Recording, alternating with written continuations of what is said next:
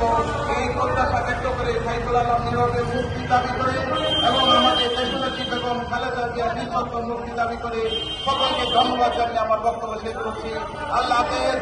বাংলাদেশ জিন্দাবাদ, দেশনেত্রী বেগম খালেদা জিয়া জিন্দাবাদ, তারেক রহমান জিন্দাবাদ, জিয়াউর রহমান স্বাধীনতার ঘোষক শহীদ রাষ্ট্রপতি জিয়াউর রহমান অমর হোক।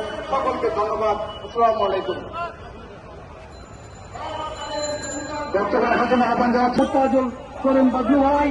উপস্থিত রয়েছেন প্রধান অতিথি হিসেবে বিএনপির জাতীয় নির্বাহী কমিটির সিনিয়র যুগ্ম মহাসচিব জনতা জনাব রিয়াজুল আহমেদ। উপস্থিত রয়েছেন দেশনেত্রী বেগম খালেদা জিয়া অর্থাৎ বিএনপি চেয়ারপারসনের বিশেষ রাজনৈতিক সহকারী জনাব শামসুর রহমান খান শিমুল বিশ্বাস সহ উপস্থিত এখানে যুবদল ছাত্রদল এবং বিভিন্ন অঙ্গ সংগঠন নেতৃবৃন্দ। আসসালামু আলাইকুম। সংগ্রামী সাথী ও বন্ধুগণ।